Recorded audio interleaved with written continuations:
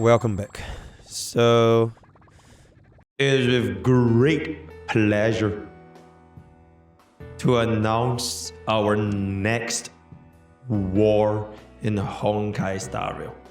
This time featuring the APOC Shadows tier list from Prydwen.gg. So we'll take a look into the updates, and I do believe this is probably one of our last few updates right before version 4, where that is gonna change everything. Even now. Alright, let's just jump in right now for our APOC Shadow tier list update. I don't think we are gonna be seeing any changes here, right? This is MOC, right? So it's only gonna be APOC Shadows. Okay. So Evernight is now tier 0 for both main DPS and sub DPS. Hexa Cyrene Archer has fell off. Barbin has fell off. Dahlia is gonna stick at around tier 0.5, with Facial, Firefly, and Saber having the Prydwen stare. Okay, Sustains over here doesn't look to be that big of a diff. Diharda is kind of just chilling. Okay, there's a lot of unit tier 0.5 over there. Boot Hill and Reba is gonna be lower than Firefly as well. Sparkle has fell off. I think that likely might be attributed by Archer falling off as well. Then Fuck You and HMC also has a Prydwen stare. And then going into tier 1.5, Tobes is in the same tier as Argenti. Holy. Agron is at 1.5. Okay, Himeko went up by a little bit. And then we have a couple of them tier 3s over here, which doesn't really have that big of a change. If I can say so myself, right? So let's just take a look into the changelog real quick to see what is gonna be going on. Okay, the Dahlia has been out for a full phase of Mock and AS. Substantial boost to the break archetype. Okay, let me zoom in a little bit in case you guys are too old and you guys can't read. However, similar to the release of High Stance and the Battle of Duty, Hoyo introduced a large wave of shielding for the break archetype for the re-release as well, making accurately assessing the exact power of archetype a challenge. It is true that this phase, both Mock and AS has a lot of break raiders perform above average, but until we have one more phase of data with less shielding, we'll be moving them into the higher tiers slowly, and because of this, we're keeping most break raiders in a similar placement with a continued watch list for now. I just want to say, right, I think by the next cycle, it is gonna be V4. Right, we know it's gonna be V4. And no leakers or nothing. I just don't really see if there's gonna be a common ground between Elation as well as Subric. And I don't think you can shield for both Elation and Subric at the exact same time.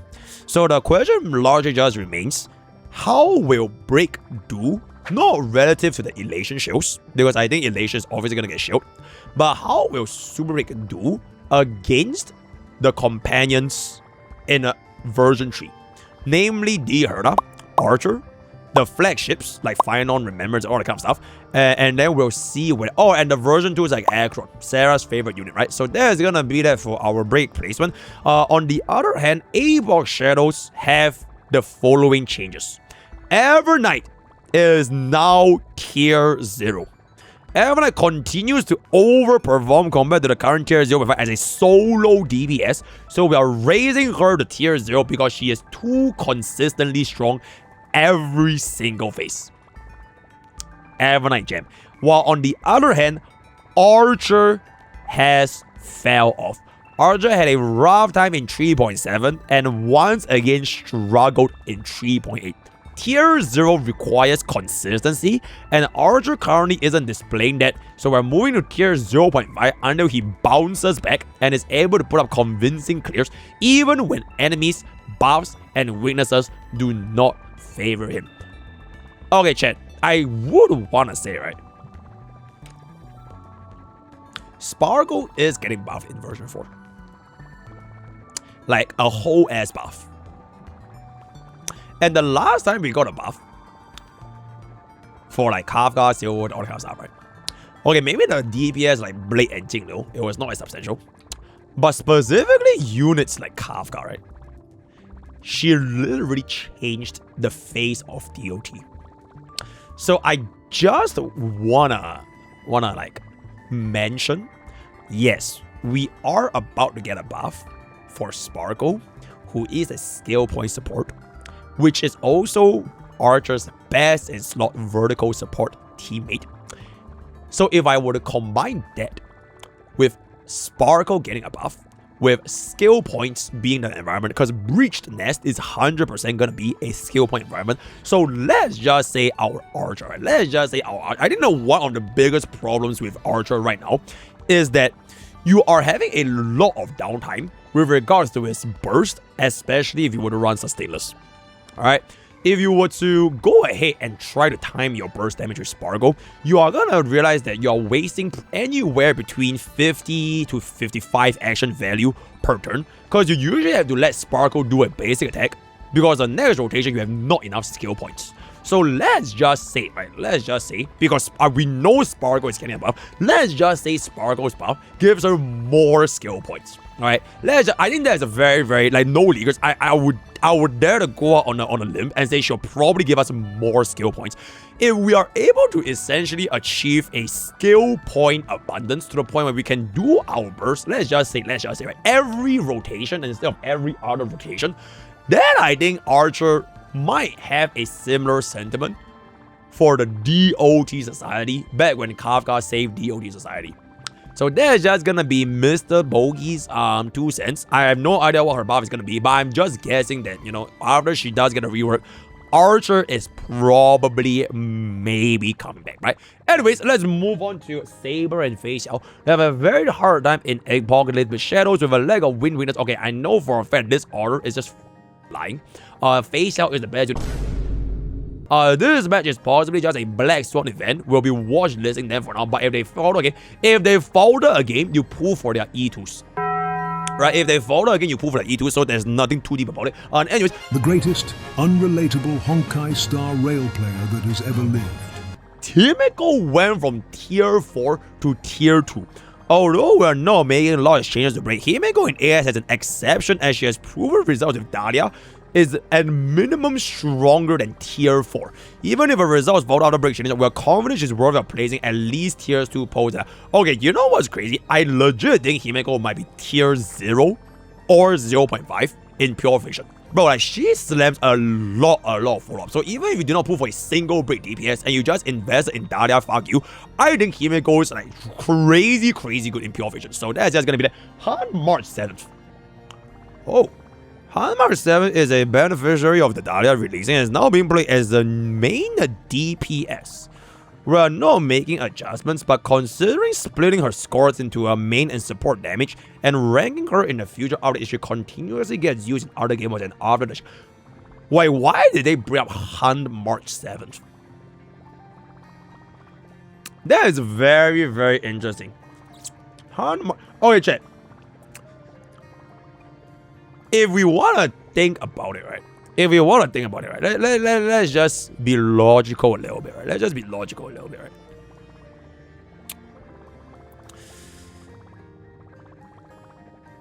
What if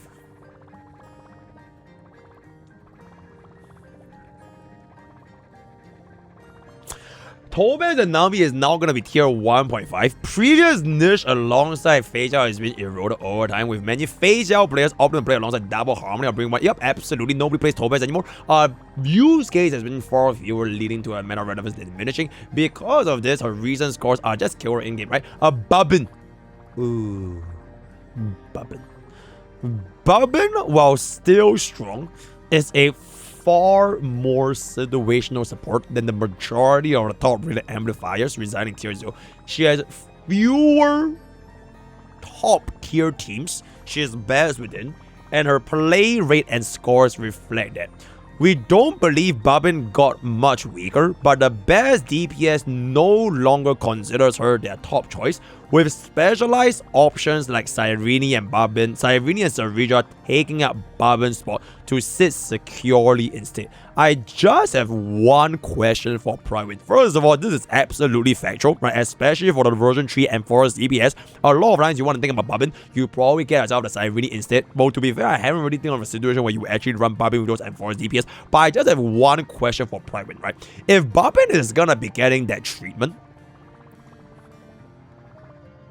there is one other unit in tier 0 that also matches the description that was provided for Babin.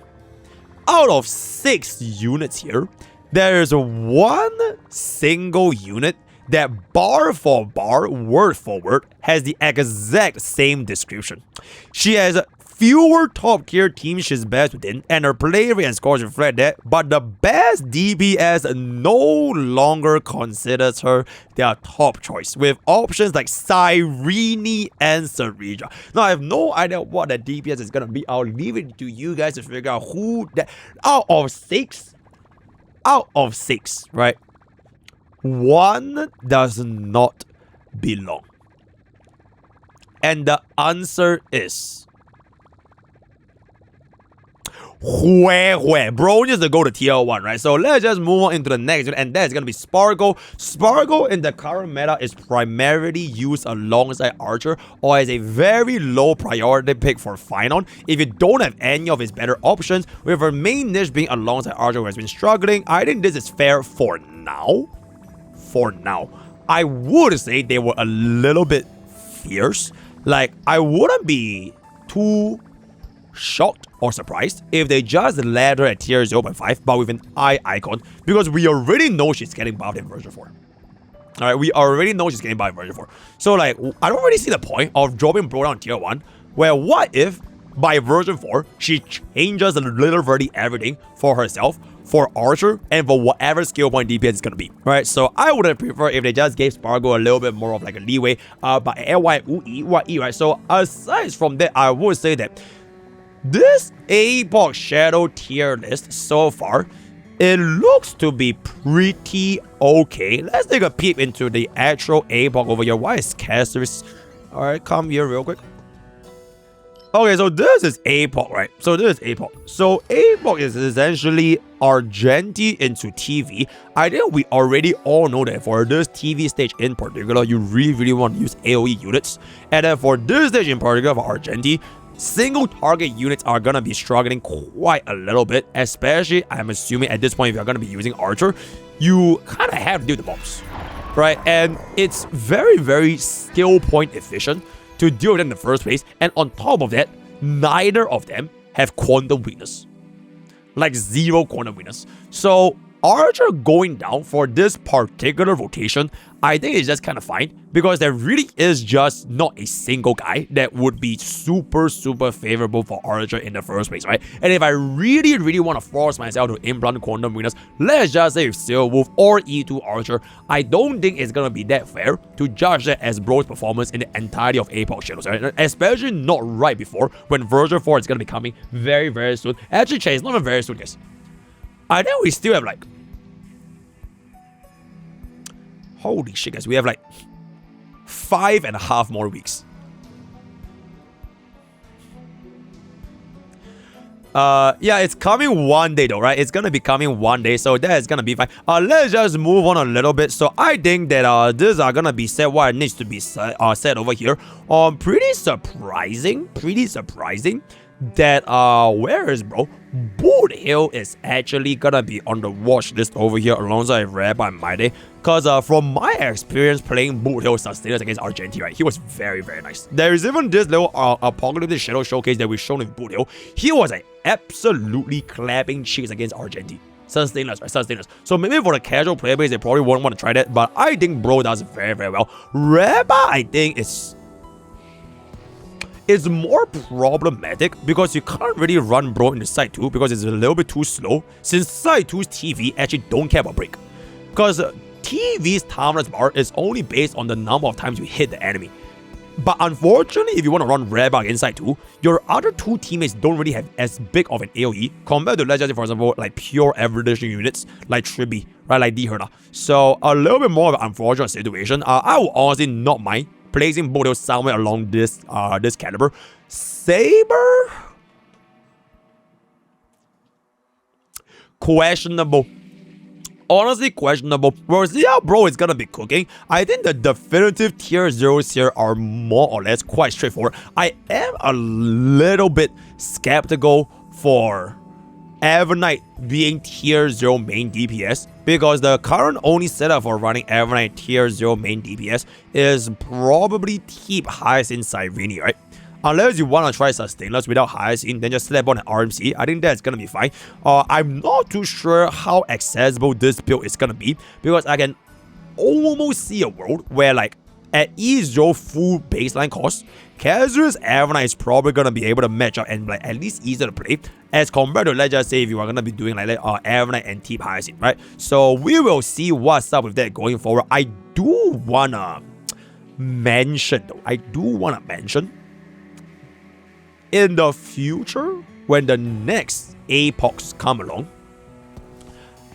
I think what's gonna happen is that Anexa might be in a pretty decent position. And the reason why I want to say this, okay, out of these 4 tier 0s, right?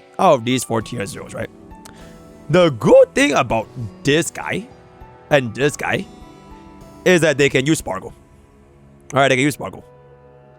But Casterus and Evernight can't really use Sparkle. I don't know. Okay, because on top of Sparkle herself getting buffed, we are also essentially going to be shifting our environments. So imagine a world where, like, the Remembrance flagships actually falls below the bros here. I think that would be really, really like a slap to the meta chaser's face. Because time and time again, I've said it for like the past 2.5 years playing HLR, never ever chase meta, right? Never. And if you want to play a single unit and you just lock in for that team, it's gonna be fine. So the day when these two falls out and I still see bro final Anexa staying at tier 0 is the day that I feel vindication, right? So that is pretty much gonna be that. Let's just move on down a little bit more. I think DOT honestly is in a very, very good spot. This guy needs to be tier 0, so I want to do. Firefly is pretty good. Sustains, I don't really want to say anything aside from the fact that bomb down Huan Huan. All these are okay. Someone ping Sarah. Yeah, someone ping Sarah. Then all these other units are just kind of there chilling within this APOC Shadows army, right? I think we can just quickly take a look into the actual analytics so we can see a little bit more of a proof. Damn. Frankly speaking, it is not that big of a gap.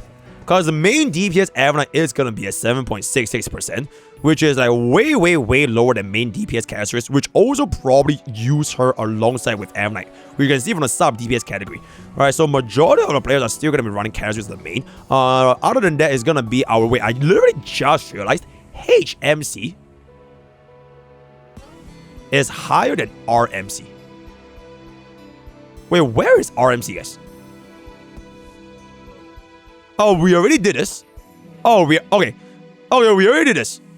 Okay, but I'm quite damn. RMC went up by. Oh, DDD is too good.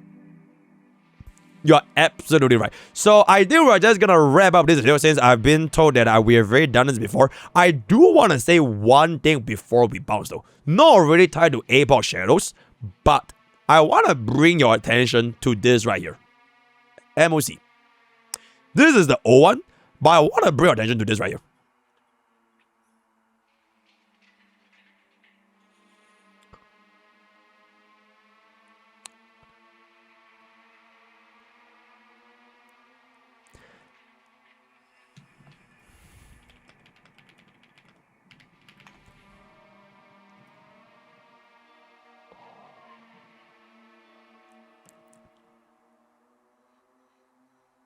I'm gonna come to the end of today's APOC Shadow tier list. Let me know where you guys in the comments below. Overall today it's gonna be time is ticking. Join Twitch, join YouTube, join Discord, join the use code POKE for 10% off gamer subs. All the best for culture. See you guys next time. Bye.